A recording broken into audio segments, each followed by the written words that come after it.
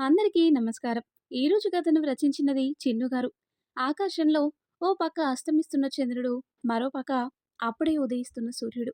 నువ్వుంటే నా జతగా నేనుంటా నీ ఊపిరిగా అంటూ ఫోన్ రింగ్ అవుతూ ఉంది.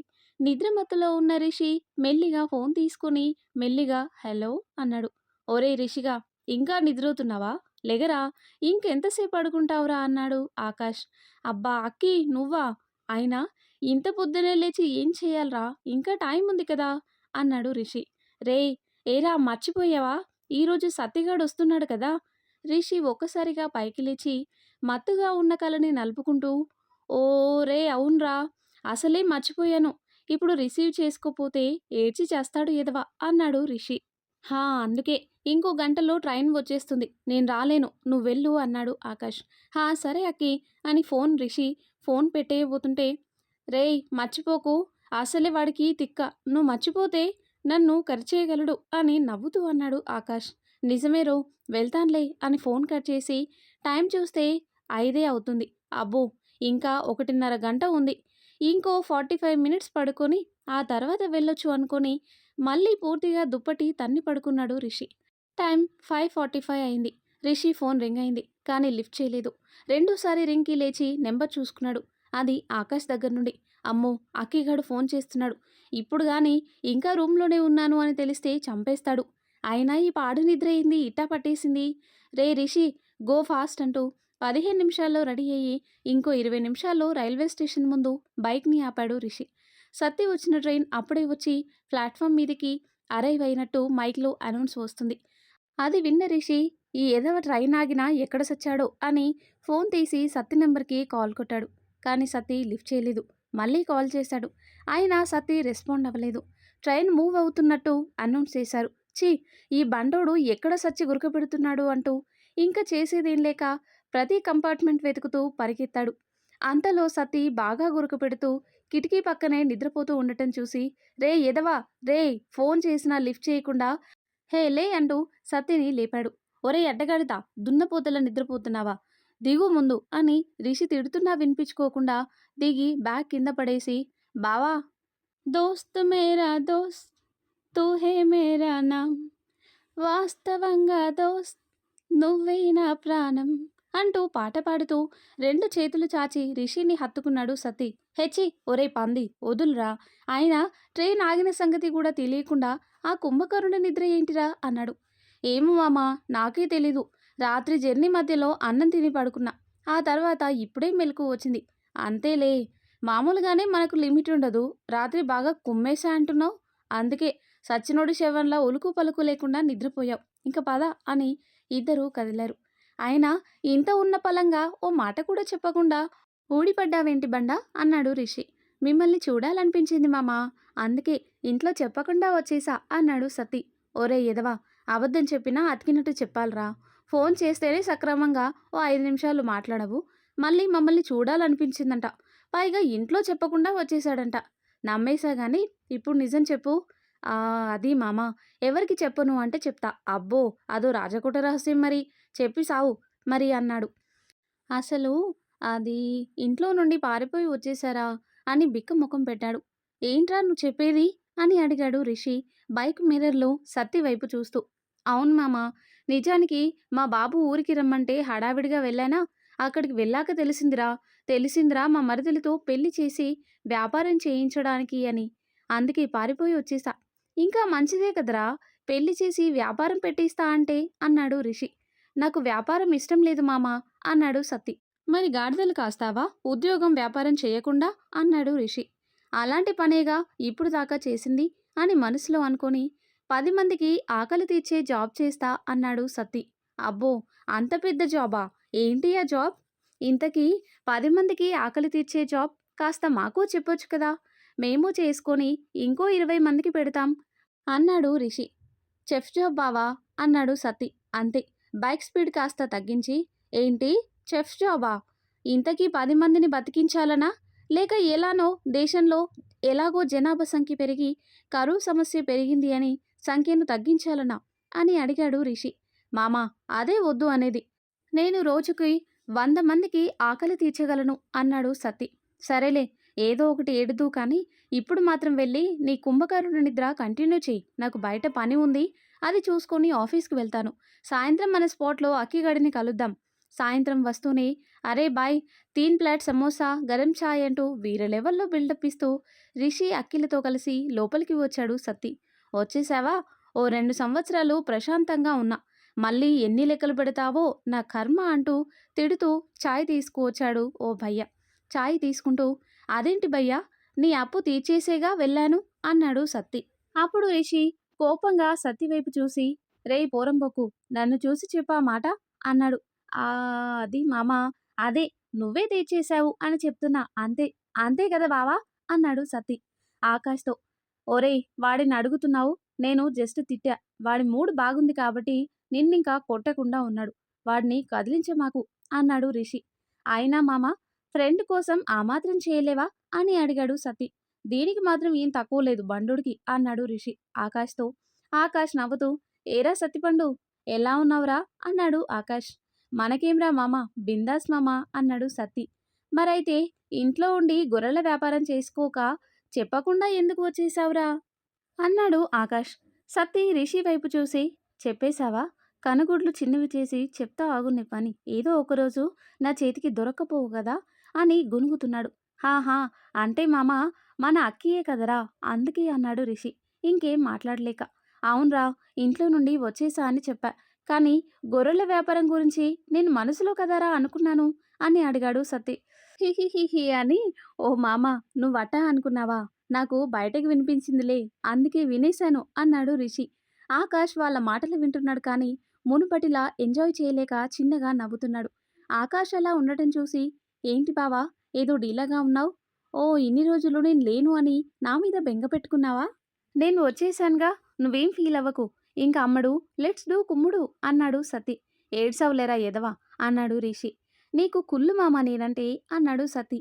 ఆకాష్ ఫోన్ రింగ్ అవ్వడంతో ఫోన్ లిఫ్ట్ చేసి మామయ్య, మీకు చాలాసార్లు చెప్పాను నాకు ఇష్టం లేదు అని. దయచేసి ఈ ఇష్యూలో మీరు ఫోర్స్ చేయకపోవడమే మంచిది అంటూ కాల్ కట్ చేశాడు. ఏమైందక్కి, ఎందుకు మీ మామయ్యతో కోపంగా మాట్లాడుతున్నావు అని అడిగాడు రిషి. ఏముంది లేరా, పాత గొడవే, నా పెళ్లి గురించి అంటూ అక్కడి నుండి లేచి అడుగులో అడుగు వేస్తూ నడుస్తూ ముందుకు సాగాడు. అక్కడే ఉన్న రిషితో రే ఏమైందిరా, ఎందుకు వాడు అలా ఉన్నాడు అని అడిగాడు సతీ. రే ఇప్పుడేం అడక్కురా, మళ్ళీ చెప్తాను. వాడు వెళ్ళిపోతున్నాడు కదా మామా, కట్ అండ్ పేస్ట్‌లా చెప్పేయకూడదు? కూడదు. మూసుకొని పద అంటూ రిషి, సత్తి కూడా ఆకాష్ వెనుకనే నడుస్తూ ఉన్నారు. ఇంతలో హెల్ప్, దొంగ దొంగ అంటూ ఓ అమ్మాయి పరిగెత్తుకుంటూ వస్తుంది. ఆమె ముందు ఒకడు హ్యాండ్ బ్యాగ్‌తో పరిగెత్తుతూ ఉన్నాడు. ఆ అరుపులకి వెనుకకు తిరిగిన ముగ్గురిలో ముందుగా రిషి, సత్తి దొంగను పట్టుకోవాలని ట్రై చేస్తే కానీ వాళ్ళ చేతిలో నుండి తప్పించుకొని ముందుకు పరిగెడుతూ అడ్డుగా పెట్టిన ఆకాష్ కాలును తట్టుకొని కింద పడిపోయాడు. ఆకాష్ అతన్ని లేపి అతని చేతిలోని బ్యాగ్ తీసుకుని ఏరా, ఆడపిల్లల హ్యాండ్ బ్యాగ్ కొట్టేస్తావా, పాదా పోలీస్ స్టేషన్కి అంటూ సత్తి అతని కాలర్ పట్టుకున్నాడు. సార్ సార్, పోలీస్ స్టేషన్కా? వద్దు సార్, అయినా ఇది ఓ యాడ్ సార్. పర్లేదురా, కట్టుకథలు బాగానే చెప్తున్నావు అన్నాడు రిషి. అయ్యో సార్, కట్టుకథలా? నాకు మామూలు కథలు చెప్పడమే సరిగ్గా రాదు సార్. అదిగో కావాలంటే ఆ వచ్చే అమ్మాయిని అడగండి సార్ అంటూ ఎదురుగా వస్తున్న అమ్మాయిని చూసి రా అమ్మా, త్వరగా వచ్చి నువ్వైనా చెప్పు, లేకపోతే నన్ను పోలీస్ స్టేషన్కి తీసుకువెళ్తారు. అయ్యో సార్, ఆయన చెప్పింది నిజమే. ఇది వికేసి చెప్పులకి సంబంధించిన యాడ్ సార్. ఆయన దొంగ కాదు, యాక్టర్ దొంగ. ప్లీజ్ ఆయన్ను వదిలిపెట్టండి. ఆకాష్ ఆ అమ్మాయి చెప్పేది ఏం వినకుండా ఆమెనే చూస్తూ ఉండిపోయాడు. సతీ, రిషి యాక్టర్ దొంగని వదిలివేయడంతో ఆ అమ్మాయితో సహా అక్కడి నుండి వెళ్ళిపోయారు. ఇంతలో ఆకాష్కి ఏదో గుర్తుకు వచ్చినట్టు పరుగు స్టార్ట్ చేశాడు. ఆకాష్ ఎందుకు పరిగెడుతున్నాడో అర్థం కాక వెనుకనే సత్తి, రిషి పరిగెత్తారు. కాసేపటికి ఆయాసంతో ముగ్గురు ఒకే దగ్గరికి చేరారు. రే యక్కీ, ఎందుకురా అలా పరిగెట్టావు అని అడిగాడు రిషి. అది ఆ అమ్మాయి ఈ అమ్మాయి ఒకటేరా, అందుకే అంటూ ఆయాసంగా రోడ్డు మీదే కూర్చున్నాడు ఆకాష్. ఇంతకీ ఏ అమ్మాయిరా అని అడిగాడు రిషి. అదేరా, ఆ రోజు ఫోటోలు చూసిన అమ్మాయి అన్నాడు అక్కి. ఏంటి, ఫోటోలో చూసిన అమ్మాయా? అంటే ఆ అమ్మాయి నీకు ముందే తెలుసా అని ఆశ్చర్యంగా అన్నాడు సత్తి. హెచి, ఆపరా నువ్వు నీ సొల్లు మాటలు. రే అక్కి, నువ్వు చెప్పేది నిజమా అన్నాడు రిషి. హా అవునరా నిజం, కానీ జస్ట్ మిస్. కళ్ళు గుర్తుపట్టే లోపే కంటి నుండి మాయమైంది. "నువ్వేం బాధపడకురా! ఆ అమ్మాయిది ఈ ఊరే అని తెలిసింది కదా! ఎలాగో అలా వెతుకుదాం" అన్నాడు రిషి. అంతలో "రేయ్! మనకవసరం లేదురా! నేను పట్టేశా, కనిపట్టేశా" అన్నాడు సత్తి. "ఏం కనిపెట్టేశావురా? ఎదవ కాకిలా అరుస్తున్నావు" అన్నాడు రిషి. "అదే మామ, ఆ అమ్మాయి అడ్రస్ అటు చూడండి.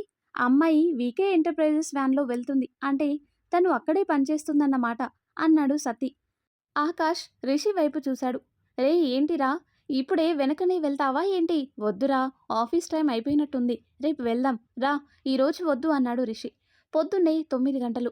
ఆకాష్, రిషి వీకే ఆఫీస్ ముందు వెయిట్ చేస్తూ ఉన్నారు. అంతలో నిన్న చూసిన అమ్మాయి ఆఫీస్‌లోకి హడావిడిగా నడుస్తూ వచ్చి లోపలికి వెళ్తుంది. రిషి గేట్ దగ్గర ఉన్న వాచ్‌మెన్‌కు దగ్గరికి వెళ్లి "బాస్, అగ్గిపెట్టె ఉందా?" అని అడిగాడు. "లేదు" అన్నాడు వాచ్‌మెన్. "పోనీ సిగరెట్ ఉందా?" అన్నాడు. అంతే. వాచ్‌మెన్ విస్తుపోయి, "అంటే ఇందాక సిగరెట్ లేకుండానే అగ్గిపెట్టె అడిగారా?" "అంటే బాస్, నాకో చిన్న ఇన్ఫర్మేషన్ కావాలి. అందుకే" అన్నాడు. "ఖర్చవుతుంది" అన్నాడు వాచ్‌మెన్. "అరే బాస్, నువ్వు మాటైపోయి ఎంత?" అన్నాడు. "ఇన్ఫర్మేషన్ బట్టి" అన్నాడు వాచ్‌మెన్. "ఓహ్! అయితే ఇప్పుడు వెళ్ళిందే ఆ అమ్మాయి పేరేంటి?" "వంద" అన్నాడు వాచ్‌మెన్. "ఏంటి? ఆ అమ్మాయి పేరు వందనా? భలే వెరైటీగా ఉందే!" "ఎహె! పేరు చెప్పాలి అంటే 100 కొట్టాలి" అన్నాడు వాచ్‌మెన్. "ఓహ్! అయితే ఇందా" అని జేబులో నుండి 100 తీసి ఇచ్చాడు రిషి. "ఆ అమ్మాయి పేరు వసుధ. మరి అమ్మాయి అడ్రస్ ఏంటో చెప్పరా?" "ఏంటి? రానా?" అన్నాడు వాచ్‌మెన్. "అవునురా, డబ్బులు తీసుకోవడం లేదా? చెప్పే" అన్నాడు రిషి. "డబ్బులెంత?" అన్నాడు రిషి. "ఎంత ఏంటి? 300" అన్నాడు వాచ్‌మెన్. "ఎంతా? 300" అని వాచ్‌మెన్ చెప్పేసరికి లాగిచ్చి మూడిచ్చాడు రిషి. "సరిపోతుందా? లేక ఇంకేమైనా కావాలా?" అని అడిగాడు. చెంప మీద చెయ్యి అలానే పెట్టుకొని "వద్దు, చాలు" అని ఏడుస్తూ చెప్పాడు వాచ్‌మెన్. "మరి అడ్రస్ చెప్పు" అనగానే "door number 1-2, road number 3, plaza road. రేయ్ మామ, అడ్రస్ దొరికిందిరా, పద సాయంత్రం వెళ్దాం" అన్నాడు రిషి. ఆకాష్ "ఎక్కడికిరా?" అంటూ ఎదురుగా వచ్చిన సత్తిని చూసి "హా! వచ్చావా? రేయ్ బావా, బండి దిగురా, శకునం బాలేదు" అని ఆకాష్ వెనుక వైపు బైక్ ఎక్కుతున్న రిషి ఆగాడు. "రేయ్ ఎదవా, నిన్నే బే, పిలుస్తుంటే దిక్కులు చూస్తావేందిరా? ఎక్కడికి అంటే చెప్పవేంరా?" అన్నాడు సత్తి రిషిని చూసి. "రేయ్, నన్నేనా నువ్వు పోరంబోకు ఎదవా అంది? అయినా ఎదవా అనేది నా మాట కదరా!" "ఆ అవును మరి, నువ్వేదో నీ ఆస్తంతా దారపోసి కొన్నట్టు. రేయ్, నువ్వు అక్కడే అలానే ఉండురా, నా చేతిలో అయిపోయావంటూ సత్తి వైపు పరిగెత్తి వాడిని గట్టిగా పట్టుకొని "ఏది ఇప్పుడు అనరా" అన్నాడు రిషి. "రేయ్ రండిరా, అసలే లేట్ అయింది" అని ఆకాష్ పిలిచేసరికి ఇద్దరూ కదిలారు. "రేయ్, ఈ బైక్‌లో నలుగురు పట్టరు కానీ మీరు వెళ్ళండి. నేను నా బైక్ వేసుకొని వస్తా" అన్నాడు రిషి. "నలుగురెక్కడున్నాంరా, ముగ్గురమేగా." "అదే ఆకాష్‌గా, ఇదిగో ఈ పిప్పల బస్తా ఇద్దరితో సమానంరా. నేను వీడితో ఏగలేను కానీ ఈ రోజుకు నువ్వు కానిచ్చేసేయ్" అన్నాడు రిషి. అలా ఆకాష్, సత్తి ఓ బైక్ మీద, రిషి ఇంకో బైక్ మీద స్టార్ట్ అయ్యారు. "రేయ్ మామా, ఇదేరా ఆ వాచ్‌మెన్ ఇచ్చిన అడ్రస్" అన్నాడు రిషి. "ఎవరి అడ్రస్ రా?" అంటూ రిషి చేతిలో ఉన్న పేపర్ తీసుకుని చూశాడు సత్తి. "రేయ్ పోరంబోకు, ఇది నిన్న మనం పరిగెత్తిన మనోడి అమ్మాయి అడ్రస్ రా." "ఓ అవునా, అయితే పదండి పోదాం లోపలికి" అన్నాడు సత్తి. "అందుకేరా నిన్ను ఎదవా అనేది. లోపలికి వెళ్ళి ఏమని అడగాలి? ఎవరు అని అడిగితే ఏమని చెప్పాలి?" "మే హూనా, పద" అన్నాడు సత్తి వీర లెవెల్‌లో. అలా ముందు సత్తి, వెనకనే రిషి, ఆకాష్ నడిచారు.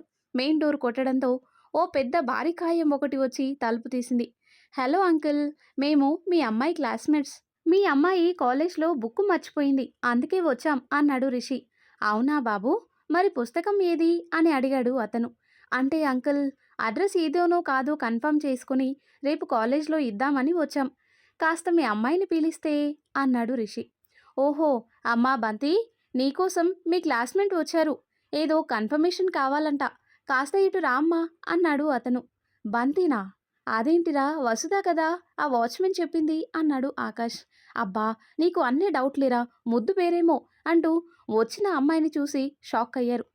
"అంతే అంటే అంకుల్, నిజానికి ఇదిగో ఈ బండోడే మీ బంతి ఫ్రెండ్" అని సతీ చేతిని అతని చేతిలో పెట్టి "మే హూనా అన్నావు కదరా, తుమ్ ఇధర్ హై, ఆప్ జంప్" అంటూ రిషి ఆకాష్ని తీసుకొని జంప్ అయ్యాడు. కాసేపటికి ఆయాసంతో పరుగాపిన ఇద్దరు "ఈ పాటికి సత్తికి బంతి నాన్న సిక్సర్ చూపించి ఉంటాడ్రా, తిక్క కుదురుతూ ఉంటుంది ఎదవకి" అన్నాడు రిషి. అంతలో సత్తి పరిగెత్తుకుంటూ వచ్చాడు. వాడి అవస్థ చూసి రిషి, ఆకాష్ ఇద్దరూ నవ్వుకున్నారు. "సారీ మామా, నా వల్లే ఇదంతా. నిజానికి నేను ఆ వాచ్‌మెన్‌ని కొట్టకుండా ఉంటే కరెక్ట్ అడ్రెస్ ఇచ్చేవాడేమో. సారీరా అన్నాడు రిషి. ఆకాష్ నవ్వుతూ అక్కడి నుండి వెళ్ళిపోయాడు. ఆకాష్ వెళ్ళిన వైపే రిషి, సత్తి చూస్తూ ఉండిపోయారు. ఆ తర్వాత ఏం జరిగిందో, ఆకాష్ వెతికే అమ్మాయి మళ్ళీ ఆకాష్‌కి కనిపిస్తుందో లేదో నెక్స్ట్ వీడియోలో తెలుసుకుందాం. ఎంతో ఇంట్రెస్టింగ్‌గా ఉండే ఈ స్టోరీ నెక్స్ట్ పార్ట్స్ కోసం ఈ వీడియో లైక్ చేసి మన ఛానల్‌ని తప్పకుండా సబ్స్క్రైబ్ చేయండి. Thanks for watching.